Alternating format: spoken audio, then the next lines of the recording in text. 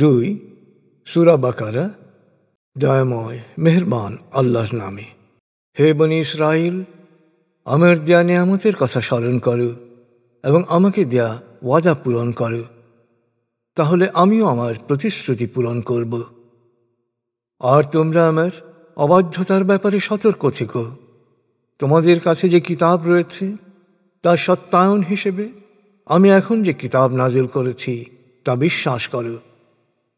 তোমরাই এই কিতাবের প্রথম প্রত্যাখ্যানকারী হও না, আর পার্থিব ক্ষুদ্র লাভের জন্যে আমার আয়াত বিক্রি করো না। তোমরা আল্লাহ সচেতন হও। তোমরা সত্যকে মিথ্যার সাথে মিশিও না, জেনে শুনে সত্য গোপন করো না। তোমরা নামাজ কায়েম করো, অন্যের কল্যাণে ব্যয় করো এবং প্রার্থনাকারীদের সাথে প্রার্থনায় অবনত হও। তোমরা অন্যকে সৎ কাজ করতে বলো আর নিজেরা তা পালন করতে ভুলে যাও, অথচ তোমরা আল্লাহর কিতাব পাঠ করো। তোমরা কি তোমাদের বিচার বুদ্ধিও প্রয়োগ করবে না? তোমরা সবর ও নামাজের মাধ্যমে সাহায্য প্রার্থনা করো। নিশ্চয়ই বিনয়াবনতরা ছাড়া অন্যদের জন্য নামাজ কঠিন কাজ। অবশ্য যারা বিশ্বাস করে যে জবাবদিহিতার জন্যে তাদেরকে মহান প্রতিপালকের মুখোমুখি হতে হবে এবং তাঁর কাছেই তারা ফিরে যাবে, তারাই বিনয়াবনত হতে পারে। হে বনী ইসরাইল, আমার সেই নিয়ামতের কথা স্মরণ করো যা দিয়ে আমি তোমাদের অনুগৃহীত করেছিলাম এবং দুনিয়ায় অন্যদের চেয়ে তোমাদেরকে বেশি আনুকূল্য প্রদর্শন করেছিলাম। আর তোমরা সেই দিন সম্পর্কে সচেতন হও যেদিন কোনো মানুষ কারো কোনো কাজে আসবে না, কারো সুপারিশ গ্রহণ করা হবে না, কোনো মুক্তিপণ নেওয়া হবে না এবং কেউ অন্যের কোনো রকম সাহায্যও পাবে না। আর স্মরণ করো যখন আমি ফেরাউনের দাসত্ব থেকে তোমাদের রেহাই দিয়েছিলাম, যারা তোমাদের ছেলেদের খুন করত আর মেয়েদের বাঁচিয়ে রাখত। এ ছিল তোমাদের প্রতিপালকের তরফ থেকে এক কঠিন পরীক্ষা। স্মরণ করো যখন তোমাদের জন্যে সাগরকে দ্বিধাবিভক্ত করেছিলাম, তোমাদেরকে নিরাপদে পার করেছিলাম, আর তোমাদের চোখের সামনেই সেই সাগর বক্ষে ফেরাউনকে দলবল সহ ডুবিয়েছিলাম। এরপর আমি মূসার জন্যে তুর পাহাড়ে অবস্থানকাল 40 রাত নির্ধারণ করেছিলাম। কিন্তু মূসা তুর পাহাড়ে যাওয়ার পর তোমরা একটি বাছুরকে উপাস্য হিসেবে গ্রহণ করে মারাত্মক সীমা লঙ্ঘন করেছিলে। তারপরও আমি তোমাদের ক্ষমা করেছি যাতে তোমরা শুকরগুজার হও। আর স্মরণ করো আমি মূসাকে সত্য মিথ্যার মানদণ্ড রূপে কিতাব দিয়েছিলাম যাতে তোমরা সৎ পথে চলতে পারো। আর মূসা যখন নিজের সম্প্রদায়কে বলল, হে আমার সম্প্রদায়, বাছুরকে উপাস্য রূপে গ্রহণ করে তোমরা নিজেদের ওপর মারাত্মক জুলুম করেছ, সুতরাং তোমরা আল্লাহর কাছে তওবা করো এবং নিজেদের কলুষিত অন্তরকে পরিশুদ্ধ করো। আল্লাহর দৃষ্টিতে এটি হবে উত্তম কাজ। তাহলে আল্লাহ তোমাদের তওবা কবুল করবেন। তিনি অতীব ক্ষমাশীল, পরম দয়ালু। আর যখন তোমরা বলেছিলে, হে মূসা, আমরা আল্লাহকে প্রত্যক্ষভাবে না দেখা পর্যন্ত তোমাকে কখনো বিশ্বাস করব না, তখন অকস্মাৎ বজ্রাঘাতে তোমরা নিষ্প্রাণ হয়ে গেলে। সেই মৃতপ্রায় অবস্থা থেকে আমি তোমাদের পুনরুজ্জীবিত করলাম যাতে তোমরা শুকরগুজার হতে পারো। আমি তোমাদের উপর মেঘের ছায়া বিস্তার করলাম এবং তোমাদের জন্য মান্না ও সলওয়া পাঠালাম। বললাম, তোমাদের যে উত্তম রিজিক দিয়েছি তা থেকে তৃপ্তি সহকারে পানাহার করো। বস্তুত তোমাদের পূর্বপুরুষরা পাপাচারে লিপ্ত হয়ে আমার কোনো ক্ষতি করতে পারেনি, তারা নিজেরাই নিজেদের ক্ষতি করেছে। স্মরণ করো যখন আমি বললাম, তোমরা এই জনপদে প্রবেশ করো এবং ইচ্ছা মতো পানাহার করো, কিন্তু জনপদে প্রবেশ করবে ক্ষমা চাই বলতে বলতে নত শিরে দরজা দিয়ে। আমি তোমাদের ক্ষমা করব এবং সৎকর্মশীলদের জন্যে আমার দান বাড়িয়ে দেব। কিন্তু সীমালঙ্ঘনকারীরা তাদের যা বলা হয়েছিল তার বদলে ভিন্ন কথা বলল। শেষ পর্যন্ত আমি তাদের উপর আযাব নাজিল করলাম। এটি ছিল সত্যত্যাগের শাস্তি। স্মরণ করো যখন মূসা তার সম্প্রদায়ের জন্য পানি প্রার্থনা করল। আমি বললাম, তোমার লাঠি দিয়ে পাথরে আঘাত করো। তারপর সেখানে 12টি ঝর্ণাধারা প্রবাহিত হল। প্রত্যেক গোত্র নিজ নিজ পানির স্থান চিনে নিল। আমি বললাম, আল্লাহর দেয়া রিজিক থেকে তোমরা পানাহার করো, আর পৃথিবীতে অনাচার ও অশান্তি সৃষ্টি করো না। স্মরণ করো তোমরা যখন বলেছিলে, হে মূসা, দিনের পর দিন একই খাবার খেতে খেতে আমরা ক্লান্ত, তাই তুমি তোমার প্রতিপালকের কাছে প্রার্থনা করো, তিনি যেন আমাদের জন্যে জমিন থেকে শাক সবজি, শসা, গম, ডাল ও পেঁয়াজ উৎপন্ন করেন। মূসা বলল, তোমরা কি ভালোর বদলে খারাপ জিনিস নিতে চাও? তাহলে সেই লাঞ্ছনার রাজত্বে ফিরে যাও। তোমরা যা চাচ্ছ সব সেখানে পাবে। শেষ পর্যন্ত ওরা লাঞ্ছনা, অপমান ও দুর্দশায় পতিত হল, আটকে গেল আল্লাহর গজবের বৃত্তে। কারণ এ ছিল ওদের অবাধ্যতা ও সীমালঙ্ঘনের পরিণতি। ওরা আল্লাহর আয়াতকে অস্বীকার করেছে, নবীদের অন্যায়ভাবে হত্যা করেছে। নিশ্চয়ই মুসলমান, ইহুদি, খ্রিস্টান ও সাবেঈদের মধ্যে যারাই আল্লাহ ও মহাবিচার দিবসে বিশ্বাস করে এবং সৎকর্ম করে, তাদের সবার জন্যেই প্রতিপালকের কাছে পুরস্কার রয়েছে। তাদের কোনো ভয় নেই এবং তারা দুঃখিতও হবে না। স্মরণ করো যখন তুর পাহাড়কে ওপরে তুলে ধরে তোমাদের কাছ থেকে অঙ্গীকার গ্রহণ করে বলেছিলাম, আমি যে কিতাব দিলাম তা শক্ত করে ধরো, আর এর মধ্যে যে বিধিবিধান আছে তা মনে রেখো, যাতে তোমরা আল্লাহ সচেতন হয়ে চলতে পারো। এরপরও তোমরা সত্য থেকে মুখ ফিরিয়ে নিলে। তোমাদের প্রতি আল্লাহর বিশেষ অনুগ্রহ ও দয়া না থাকলে তোমরা অবশ্যই ধ্বংস হয়ে যেতে। তোমরা ভালোভাবেই জানো, তোমাদের মধ্যে যারা শনিবারে সীমালঙ্ঘন করেছিলে, আমি তাদের বলেছিলাম, ধিক্কৃত বানর হও, অর্থাৎ এমন অধপাতে যাও যাতে চারদিক থেকে ধিক্কার বর্ষিত হয়। এই ঘটনা তাদের সমসাময়িক ও পরবর্তীদের শিক্ষা গ্রহণের জন্যে দৃষ্টান্ত এবং আল্লাহ সচেতনদের জন্যে উপদেশ স্বরূপ। স্মরণ করো যখন মূসা তার সম্প্রদায়কে বলেছিল, আল্লাহ তোমাদেরকে একটা গরু জবাই করার হুকুম দিয়েছেন। তারা বলেছিল, তুমি কি আমাদের সাথে ঠাট্টা করছ?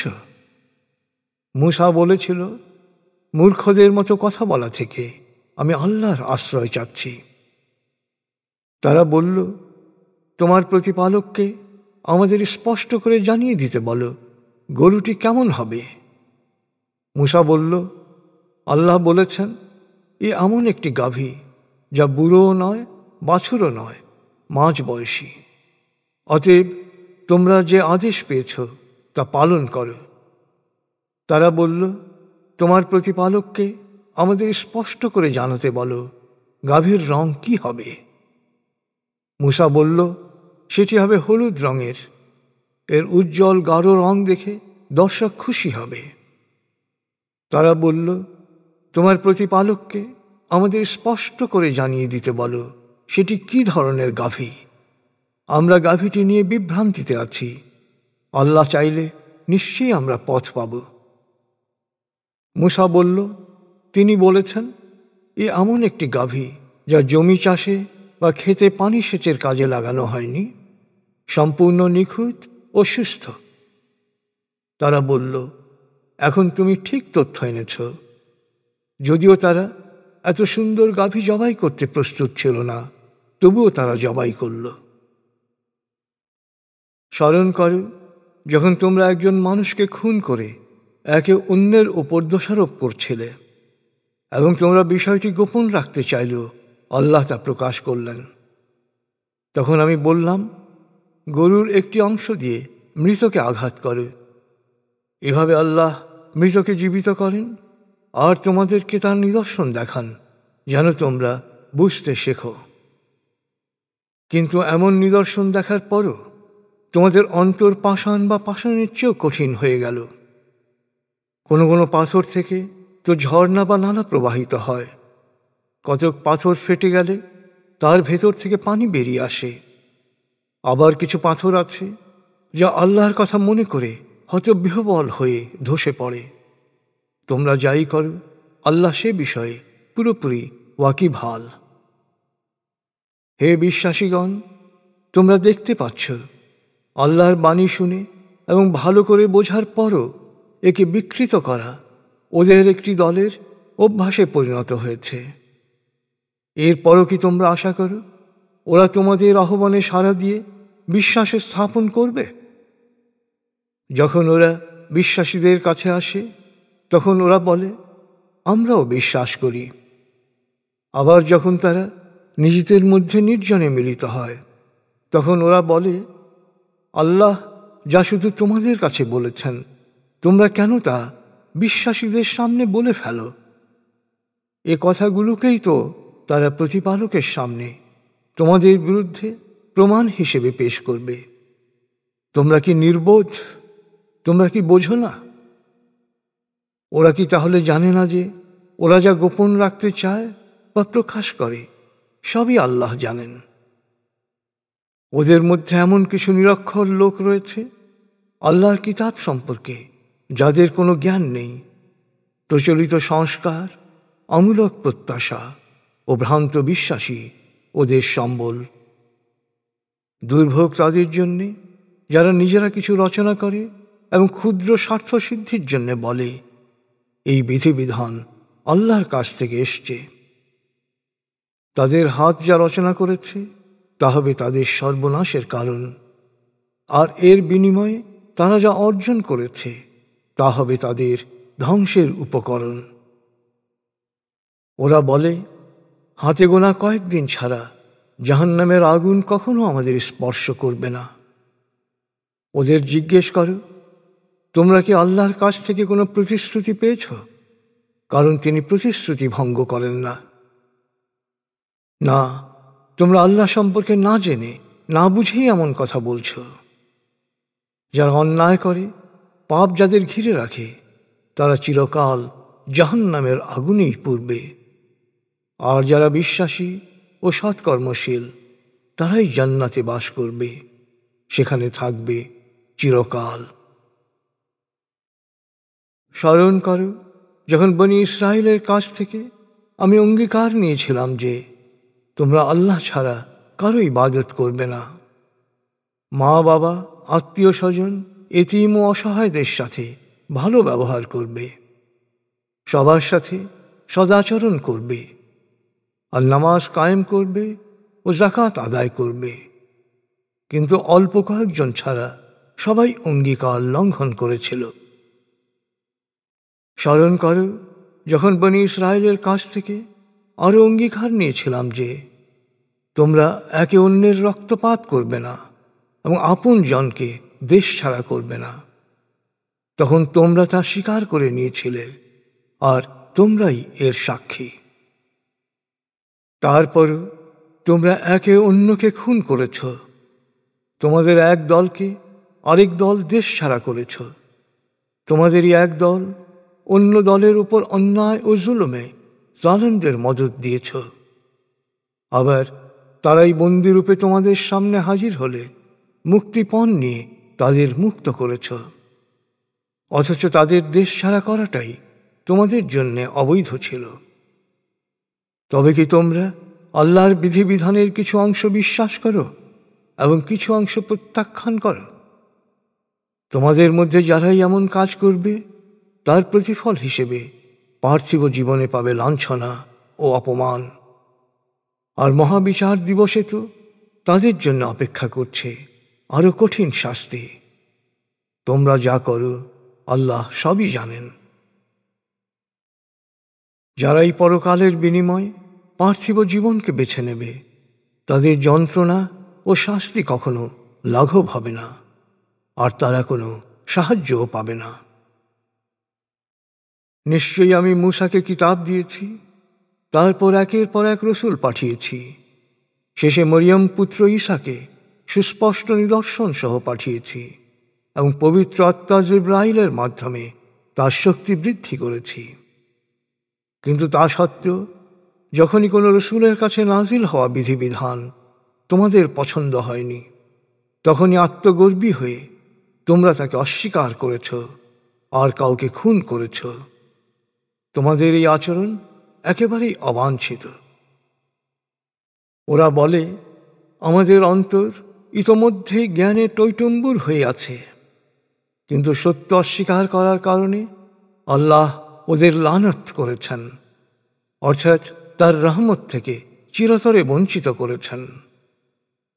আসলে আত্মম্ভরিতার বাইরে ওরা খুব সামান্যই বিশ্বাস করে। এখন ওদের নিজস্ব কিতাবের সমর্থনে আল্লাহর কাছ থেকে নতুন কিতাব এসেছে, কিন্তু ওরা সব জেনে বুঝে সত্যকে প্রত্যাখ্যান করেছে।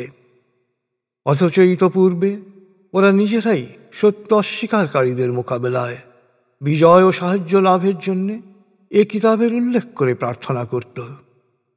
সুতরাং সত্য অস্বীকারীদের উপর আল্লাহর লানত। আল্লাহ যা নাজিল করেছেন সেই কিতাবকে ওরা এই ঈর্ষায় প্রত্যাখ্যান করেছে যে আল্লাহ তার বান্দাদের মধ্য থেকে ওদের বদলে অন্যকে এই অনুগ্রহে অনুগৃহীত করেছেন। এই ঈর্ষা ও আত্মগর্ব কত না খারাপ, যা ওদের আত্মাকে কলুষিত করেছে। ফলে ওরা গজবের পর গজবে বিপর্যস্ত হয়েছে। নিশ্চয়ই সত্য অস্বীকারীদের জন্যে নির্দিষ্ট রয়েছে অত্যন্ত লাঞ্ছনাদায়ক শাস্তি। যখন ওদের বলা হয়, আল্লাহ যা নাজিল করেছেন তাতে বিশ্বাস করো, তখন ওরা বলে, আমাদের ওপর যা নাজিল হয়েছে আমরা শুধু তাতেই বিশ্বাস করি। এছাড়া আর সব কিছুই ওরা প্রত্যাখ্যান করে, যদিও তা সত্য ও ওদের কিতাবের সমর্থক। হে নবী, জিজ্ঞেস করো, যদি তোমরা তোমাদের কিতাবের প্রতি সত্যিকার বিশ্বাসী হবে, তবে কেন অতীতে রসুলদের খুন করেছিলে? হে বনী ইসরায়েল, নিশ্চয়ই মূসা তোমাদের নিকট সুস্পষ্ট প্রমাণ সহ এসেছিল, কিন্তু তা সত্ত্বেও তার সাময়িক অনুপস্থিতিতে তোমরা একটি বাছুরকে উপাস্যরূপে গ্রহণ করেছিলে। তোমরা নিঃসন্দেহে সীমা লঙ্ঘনকারী। স্মরণ করো যখন তোমরা আমার কাছে অঙ্গীকার করেছিলে এবং তুর পাহাড়কে তোমাদের উপরে তুলেছিলাম, তখন বলেছিলাম, আমি যে বিধিবিধান দিচ্ছি তা মনোযোগ দিয়ে শোনো এবং দৃঢ়তার সাথে তা অনুসরণ করো। ওরা বলেছিল, আমরা শুনলাম কিন্তু অমান্য করলাম। সত্য অস্বীকার করার কারণে ওদের অন্তরে বাছুর প্রীতি সৃষ্টি হয়েছিল। হে নবী, বলো, যদি তোমরা বিশ্বাসী হয়ে থাকো, তবে তোমাদের ভ্রান্ত বিশ্বাসের নির্দেশিত কাজ কতই না নিকৃষ্ট। হে নবী, বলো, আল্লাহ অন্যদের বাদ দিয়ে জান্নাত শুধু তোমাদের জন্যই নির্ধারিত রেখেছেন। তোমাদের এই দাবি যদি সত্য হয়ে থাকে, তবে তো মৃত্যুকে তোমাদের স্বাগত জানানো উচিত। কিন্তু না, কখনোই ওরা মৃত্যু কামনা করবে না, কারণ ওরা জানে পৃথিবীতে ওরা কি কাজ করেছে, আর আল্লাহ জালেমদের সব কিছুই জানেন। সব মানুষের চেয়ে, এমনকি শরিককারীদের চেয়েও দীর্ঘ জীবনের প্রতি আসক্ত হিসেবেই হে নবী তুমি ওদেরকে দেখতে পাবে। ওরা সবাই 1000 বছর বাঁচতে চায়, কিন্তু দীর্ঘায়ু ওদেরকে শাস্তি থেকে বাঁচাতে পারবে না। ওরা যাই করে আল্লাহ সে সম্পর্কে পুরোপুরি ওয়াকিবহাল।